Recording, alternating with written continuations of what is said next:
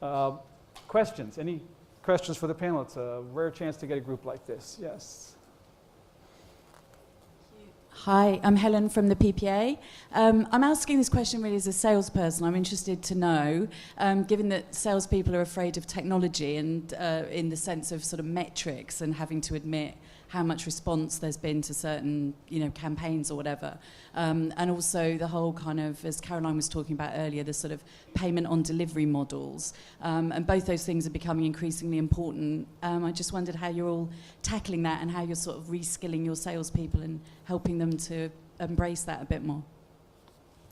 Well, for us, we're investing in different people to help deliver on those campaigns, whether they're events, print or digital, because I think it's absolutely crucial now that when we're talking to our customers, we're able to give them, and we'll be able to give them comfort that we're going to be able to demonstrate that they've spent their money well and that they've reached their objectives.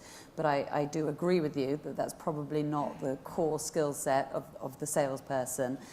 So we're investing in different people to help deliver that for exactly those reasons. I mean, I think in a business like ours, because we have a lot of recruitment, online recruitment, I think actually that's taught a lot of good skills in that area, because they've had to, for the last few years, that's how they justify getting the rates up, that's how we're able to charge, very premium prices compared with the pure play job sites. And I think those are very useful skills that we're now starting to translate into sales lead services and how we sell those, and actually on the display side as well, where the talk is much more about response and understanding that, as you were saying earlier, Tim, what's really important is not to overpromise, But what you have got is the confidence that you have delivered those applications. So the classic thing in print for recruitment was that people would say, I've had no response. We know they've got response. We know, actually, it redresses the balance. And if you use that effectively, which I think, good digital recruitment publishers are doing, it can be very powerful, and you can really drive very substantial rate increases in a kind of dynamic way, because the more response you get, the higher the price you can charge, and that's fantastic. That's a huge advantage over print.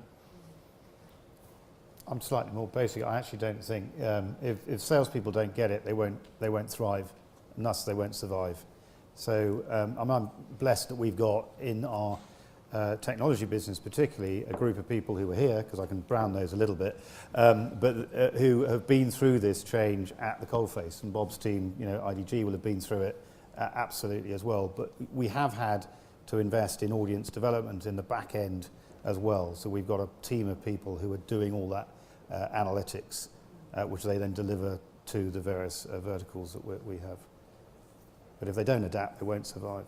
And salespeople like to make money. Questions? One here, and then later this one here.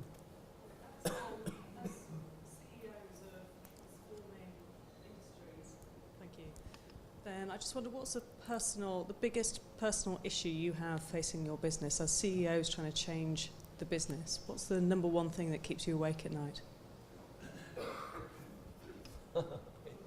I sleep very well. Yes, I sleep very well. I have to say, my wife's away normally 6 weeks of the beginning of the year. Probably right. No, it's a lot of. I mean, these are very challenging times, right? So. Just the general stress of, but you got to love this stuff. I mean, I love this stuff, right? So, this is easy compared to family issues and other issues. This is fun stuff. And if you're in the right category, like I always say to our employees, what? Yeah. If you're in the right, if you're in the right categories, where there's the opportunity to actually see, great results and really move your company in that direction. It's amazingly rewarding, and we have, I'll do a little brown nosing, we have a lot of great employees, many of them here today. So it takes a village, as Hillary Clinton is famous for saying, right? So my company's been around for 47 years. I've been there for about 19, but it's a very global company with lots of great executives locally and working as a team to kind of do these things. And so I feel like it's well syndicated. I think if we were harder on ourselves, we've got a lot of people sort of in our world who are very good at talking the talk, but not necessarily so good at walking the walk. And actions speak louder than words. Unless you get to grips with change, you'll be gone. And I think, if that is the challenge, it's the cultural set of moving people who are successful on short-term bonus structures. You know, annual bonus structures maybe drive some of the things we do, and you've got to think out of that, because some of the decisions you've got to make actually may impact the sort of short-term performance of part of your business, but actually on the long run you'll be better off. And that, you know, that's it's the cultural shift. I think from the content set, I would say one of the greatest things that we've seen at Incisive in the last 3 years is that journalists get it. Journalists now get it, absolutely, in our business. It's whether all the publishers, with respect, sometimes get it. Any others? Yeah, and I'd echo that. I mean, I think the difficulty as well for a business like ours as a public company is that, you know, we've got the vision, we're making the change, but actually the city also has a lot of expectations. And so that can be a real challenge, because, you know, you've got to hit those short-term objectives at the same time as underlying transforming the business and how it goes about things. And that's balancing those two things is hard, you know, and I think that's the biggest challenge facing our part of the business. I think we've got the advantage in having potentially growing other parts of the business quite quickly, like business information, which is paid for content. We've set up a new division, which I think helps balance that, because it keeps those two issues apart, which I think is probably, for us, a good way of dealing with that issue. But, you know, I think that's definitely the biggest issue.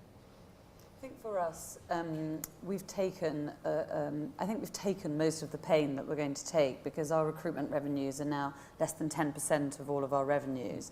So they can't hurt us that much now. And our business, we're lucky enough that we've got some amazing brands, and we're back in growth now. And being back in growth means that we are back investing. And that is that's a time when I now sleep well at night.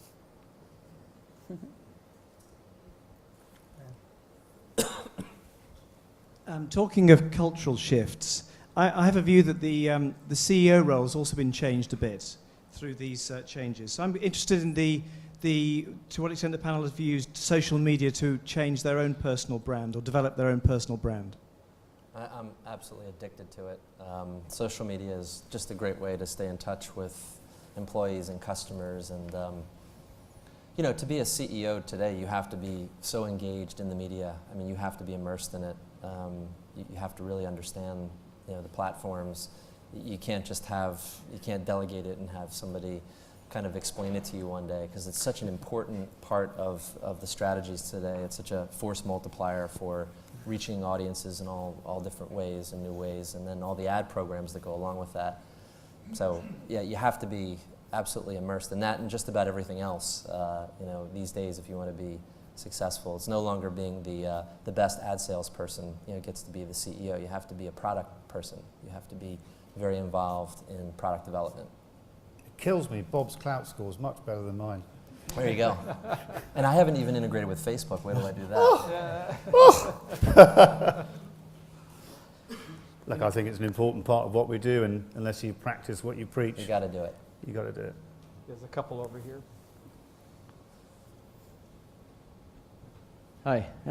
I just wondered whether you could touch a bit more on why you thought that the free model was maybe a mistake, you know, when you went into it, and why that maybe didn't work, and, you know, because you've got Google running it, YouTube, and all these huge companies, but you've kind of gone away from that, you've suggested.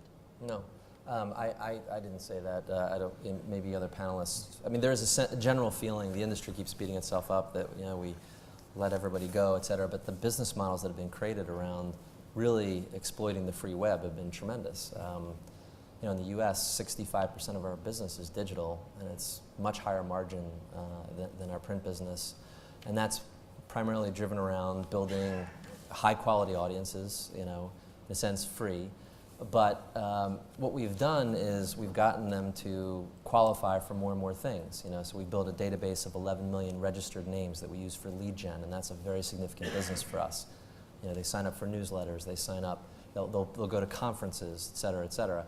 We put up walls and get more and more information from them on a progressive basis. You go into any one of our sites, we recognize you. We try to capture more and more information about you. You know, because I think in the digital age, the currency is the information. I mean, it's good to get the money, but in B2B, I think in some cases, the more valuable currency is the information you get about them. And I think that, you know, the digital relationship, the web model, the conventional web model has lent itself very well to that. I think the problem is that most B2B publishers have conceded large parts of their markets to startups and venture-backed companies that have come in and absolutely eaten their lunch, right? Because they didn't think that way. They weren't aggressive about the conventional web. You know, you could see this over and over again. You know, most, I mean, B2B companies own their categories in so many sectors, and they no longer own it. You know, there's you know, very young venture-backed companies with funny names that now are taking all the value. So I think you have to radically embrace the conventional web and the open web.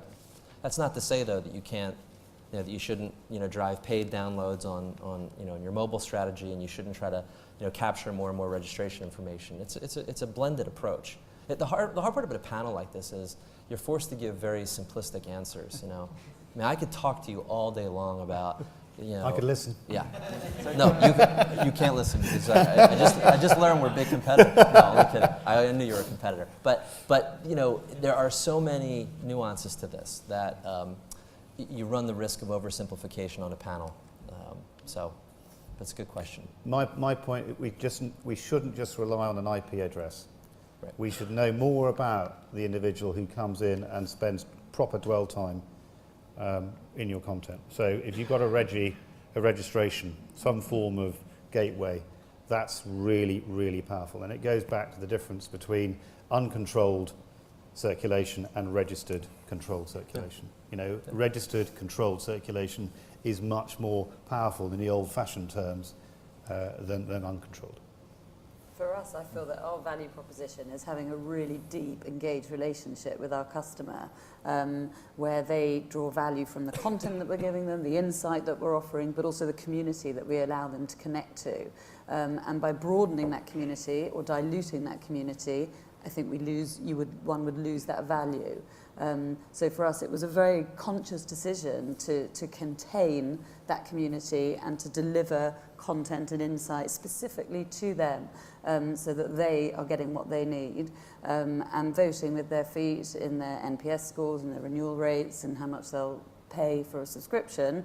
We're doing the right thing, and that allows us then to get our clients and our advertisers to be able to take advantage of that direct relationship that we have. And in a lot of cases, those are one-to-one relationships, because some of these communities are 2,000. I mean, our biggest is 18,000, but you know, some of them are 2,000. I can get, I don't know if I can fit them in here, but I can fit them in a bit of a bigger room, and my editor could know each of their names. So these are very, very close relationships that we have.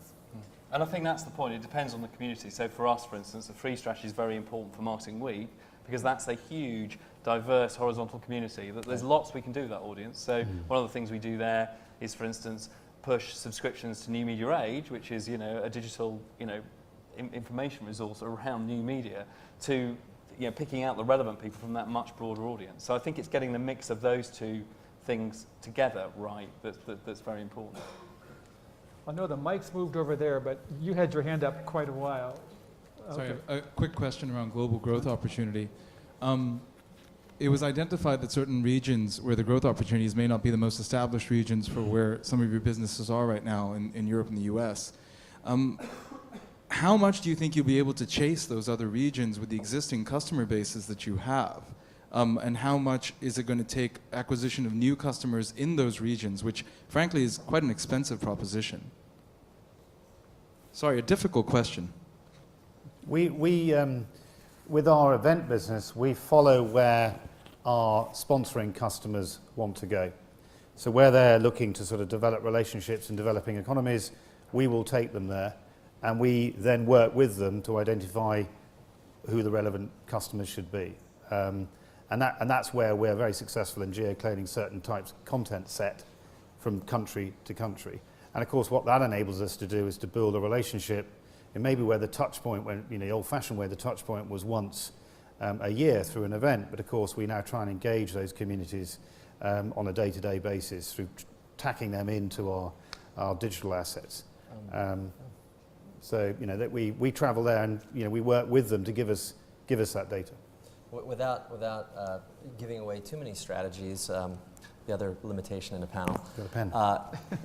Let's just say that in this global world, you have people that come from all sorts of, you can geo-target by domain, IP addresses, you have traffic that comes from different borders, and then there are ways to turn, that global reach into business models. In some cases, not without even having feet on the street.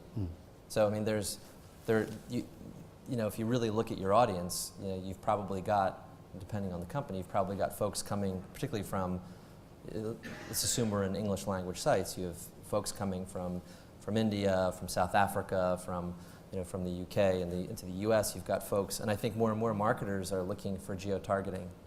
And so a good place to start could be within your current, audiences and looking at, where that traffic is coming from and talking to those folks, in the time of day that they want to be spoken to, with some of the nuances of their particular culture. There are ways to exploit global reach. That's all I'll say. Then the question here in front, and then there's one more in back.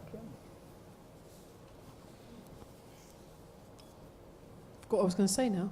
Hello, Jess. Hello. Jessica Harrington-Gould. I'm the CEO of a very small independent specialist publisher, and I'm interested to know, first of all, thanks very much to Chuck Richard for sort of crystallising those 4 areas of potential growth and interest for B2B media companies.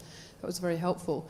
I'm interested to know, as CEOs and as leaders of your individual businesses, how do you decide which of those 4 areas you should be investing in big time, or do you leave it to your brand managers to decide what's going to be best for their individual brands? So what's your kind of strategic process with those areas? Because, I mean, we as a small company, we look at those 4 areas and we can only afford to invest in one of those areas. We can't do all 4 at the same time. I mean, at our place, there are really 2 filters. One is the country manager, Kit in the UK is the boss, and he is in touch with his local customers. He understands the dynamics of this market, and he's constantly proposing things that we should be doing, and new businesses we go after. And that's really our practice. We have got to put talented people in charge of our businesses around the world. And then the second sounds very basic, but it really is. I mean, we're just focused on tech, so we're so close with technology buyers and advertisers and agencies. And if you just listen and watch their behavior, they kind of show you the path. The numbers are there. So many B2B publishers, I think, have said, "Oh my God, the value is going here, it's going there," but it's like, it's been going there. We've been seeing it. You can see it. It's rather inevitable. Just follow the money, and it opens up. It makes it very clear where you should be investing. And again, that's a simplistic answer, but it is about focusing, I think, on categories and understanding where the money is going and making sure you're staying out in front of that without getting too far out in front. There is no question, sort of a leader of a business, you've got to have a top-down approach in certain areas. And certainly that top-down approach is really relevant where change is needed. And you have to take a grip of a business and drive through that change personally, and make sure that you have a team around you to deliver on it. So within our existing business, I have had direct report from marketing, because that's required it's required to deliver on this site license enterprise solution that is really important to us. So from a personal point of view, I've taken that through and I've driven that charge. I've also driven through then the charge for the digital delivery through John and Brenda and John up here in the team. Locally, clearly they're at the coalface, they have the relationship, as Bob has said, the stuff that really matters locally, they make those decisions, as you know, Jess, and nothing's changed really in that regard. We have an entrepreneurial culture where we want people in those silos to have a go. Where there's significant investment, it does require top-down decision making. And we made a mistake when we integrate. There's no question. When we looked at putting in our CMS 2 years ago, a new CMS 2.5 years ago, 3 years ago, which was an enterprise-wide CMS solution. We allowed the individual publishing units to tinker, and what that did was it just completely slowed down the process. So what we needed there is we're building a chassis for the business that people could then deliver content from to multi-platform, multi-source. We should have just pushed it through with a common standard, with a common approach, and then experimented. But we allowed the tinkering, and it was fucking hell, it's painful. It took forever. Sorry, Natasha. No, well, I agree very much with what you said, in that it's my job and my role to highlight the 2 or 3 key things that we're going to focus on, and then the managing directors who look after brands, they know their markets and they know their customers better, and they know the pace that they need to go or the tweaks that need to be made. But absolutely, I would concur that if you're doing a big CMS, don't let anyone have a go at playing with it. Yeah. No, I think that's true, and I think in a company like Centaur that was very decentralised, it's been a big fight to bring everybody into a much more kind of common view of what we need to do in areas, even areas like CMS and recruitment platforms, all those things where it clearly makes sense to have a common solution and apply it in customised ways in each market. So I think we've all faced those kind of issues, but it remains absolutely critical, I think, to our kind of business models that the equivalent of the publishers are the people at the front end who are connected to their markets. It's those people that we're following, that we're listening to them, because if we don't listen to them, we're not going to have a business. So it's getting that balance right, I guess, and there's been a big shift, I think, for all of us towards having to have much more common services than we had a few years ago. I think we have one more question. One more, if there is one in the back, then we'll wrap up.